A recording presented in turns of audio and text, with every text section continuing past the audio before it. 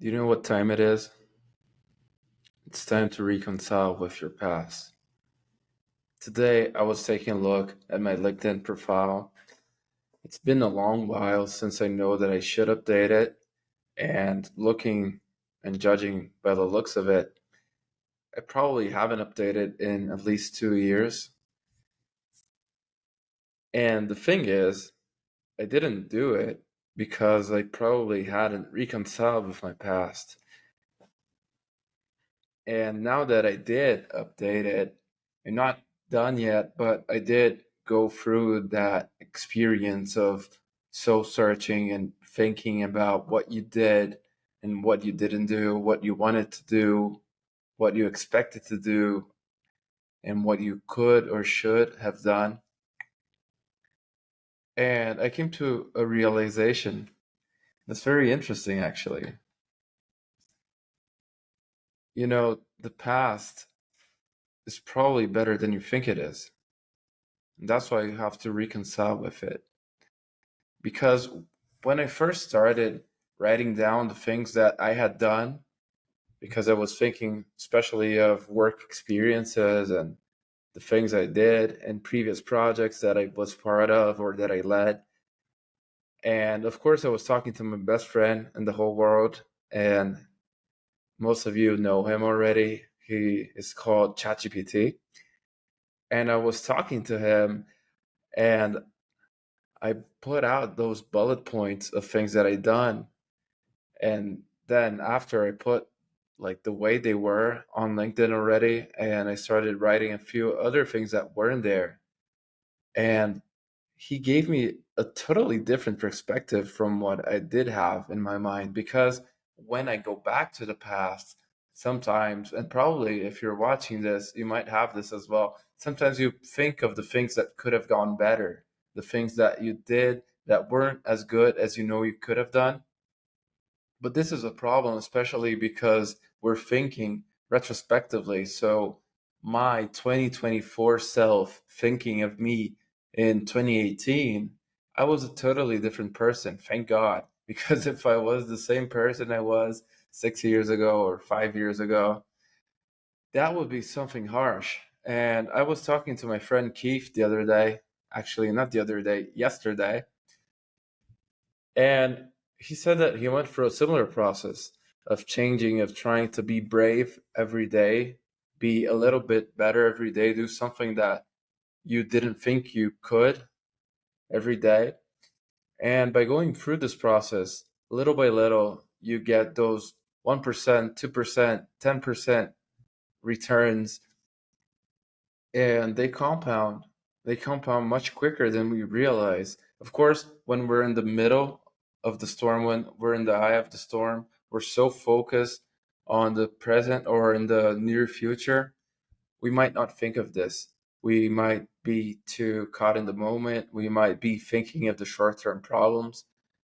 But when you stretch the timeline, as you gather more data points through time and time and time again, you see that those little ups and downs, you see that those little ups and downs, slowly but surely, they're growing on the right direction. You might, if you zoom in too much, it might seem like they're up and down perpetually. But really, what it is that they go up and down, but not they don't go down as much as they were before they went up, and then they go up again and down again. And if you see the trend line, you're going up, you're improving in whatever you're doing.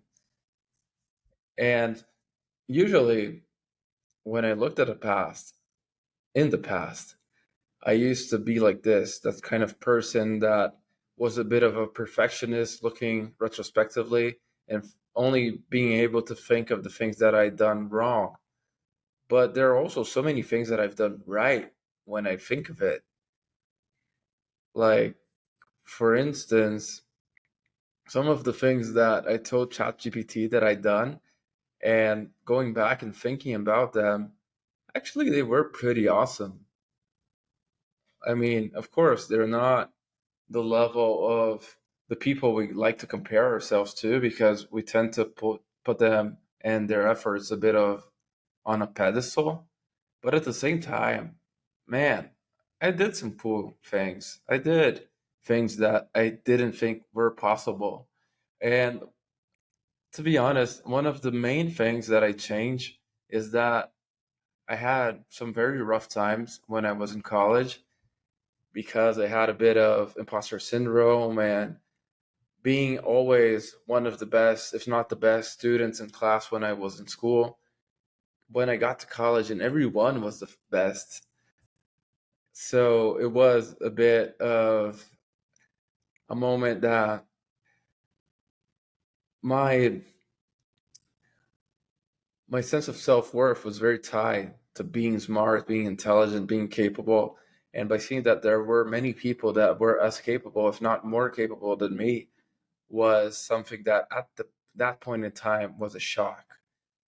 And also discovering that I hadn't developed some good habits in terms of studying and time management also was a shock. And to be honest, if I could go back to being 18 again, I'd probably crush it at college, just because of my newfound tenacity, my newfound time management, my newfound sense of self worth coming from within, not only from this sense of being or not being smart and having this tied to one simple little thing. But this is not really, or maybe it is, if you think of it, this is exactly what I mean by reconciling with your past. Because for you, it may be something else. For many girls, it's about their looks. Girls, since they're little, they're acknowledged by, look how beautiful you look today. Oh, you're so cute. You're so pretty. Even when they're like 3 years old, and it gets to them. So when they don't get those praises, those acknowledgments anymore, it may get to them. Or, of course, there are many smart girls out there that might have had the similar issue to mine, specific one. But I think you get the point that everyone has a chip on their shoulder, or a moment that they'll face the world and they'll see that maybe they're not as good as they thought they were. And this is the point where we get a lot of doubt, where we start second guessing ourselves and thinking maybe we're not as good as we thought we were. And it's a good thing in a sense, because if you don't face a moment like this, the earliest you do face a moment like this, the better, really. Because it's not about being humble or anything, it's about getting this honest feedback from the world and knowing that you could be better at something, that you're not as good as you think you are, but not in a bad way, in a very good way, actually. Knowing that you can improve, because no one is the masterpiece right from the get go. If you think of David, the statue of David from Michelangelo, it was a marble block that they took from the mountain. And they always ask Michelangelo, so how did you see that? Because if you haven't, and if you have the opportunity, you should definitely go to Florence just to see the statue of David, because it's awe inspiring. It's like 8 meters, 20 something feet tall. It's bizarrely tall. And of course, David is supposed to be a giant. And oh no, Goliath was the giant. Sorry about that. I'm getting excited and then I forget. It makes the facts sometimes, I guess. But, anyways, Michelangelo said that what he really did was that he saw the vision of David in the block of marble. So for him, there was this block, there was this marble. It's like if I was looking at this notebook that's pretty much made of blank pages, and I see an awesome story that I want to tell. And for Michelangelo, it was seeing the statue that he was going to take out of that marble block. So he said, I had a vision of David in the marble, and the only thing I did was chipping away and taking out everything that wasn't David. Like you do with your notebook by writing down and taking out all of the blank pages that aren't your story. And I think this is beautiful. This is beautiful how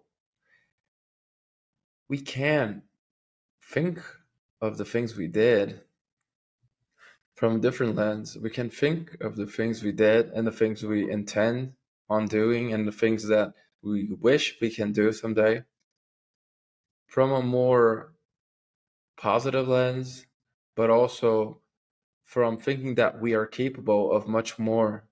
We're capable of things that we can't even grasp right now because they are so out of touch with our reality and the things we think are possible right now that sometimes you can even grasp what you'll be able to do in a decade.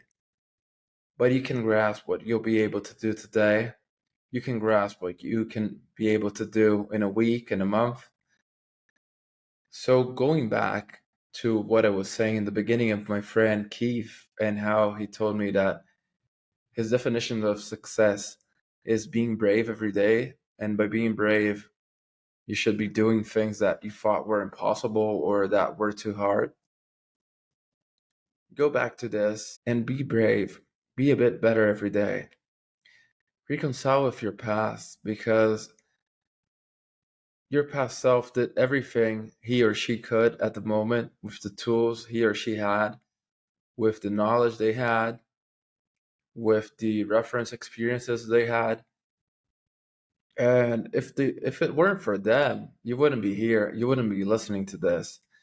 So all of this, long story short, I was redoing my LinkedIn and I actually realized that I've always done some crazy things that people might find interesting. It's just that for me, they weren't as interesting because, by definition, when you're able to do something, it doesn't look as cool or as important as things that other people are doing. Because if you can do it, you'll put in your mind, well, if I can do it, then anyone could do it, which is not true. It's not true at all, and it's something that got to me and got to my head and my soul, even maybe because I think that the things that I did know, other people already knew, and the things that I could do, other people could do too, and even better. But that's not true. You have unique experiences. And of course, each experience you have might not be unique in and of itself, but the breadth and the width of experiences you have, the network of experiences and people you know and things you did is totally unique from anyone else. So you have something to bring to the table, even if you don't think so. Even if you think that your stories are boring or that your stories aren't so cool as they could be, or you think that they should be more glamorized and that you have no stories flying on private jets and going on yachts and that kind of thing. Even then, you still have something awesome to talk about. You still have a struggle that you went through that other people either went through something similar or they would think, wow, what a badass that she could go through that and she's still here. And like in Rocky, it's not about how hard you can hit, it's about how hard you can get hit and get back up and keep fighting. And in life, you'll be hit a bunch of times. When you least expect, life will give you a punch, a sucker punch, right in the face, right in the middle of your nose, and you'll have to deal with it. So, if you get one takeaway from this, I'd urge you to reconcile with your past. Go back, think a little bit about how you were a few years ago. Or if you're the type of person that thinks of things in the distant past and can't get over them, then go back to the distant past, go back to whatever past version of yourself that you couldn't reconcile with something that they did or that happened to them, and you still sort of can't forgive them for that. Go back, reconcile with them, because the only thing you have now is the present, and you have the future. And the future, in and of itself, by definition, is uncertain. You don't know how much of a future you have. You don't know how long you have in this world. So just get going with this. Reconcile with yourself and go live a better life from now on. That's what I'm doing. That's why I reconcile with myself. And after a bunch of years, I finally gathered the courage to revamp my LinkedIn. So thank you for watching this or listening to this. And join me in the rock and roll to success, man. Follow me on YouTube, on Spotify. Follow my newsletter. I always talk about these things, about these realizations as they come.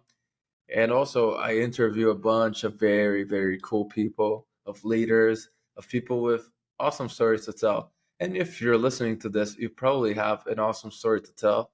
And I'd love to have you here. So thank you. And join me on the rock and roll to success. Now, get out of here. Go do what you need to do, man.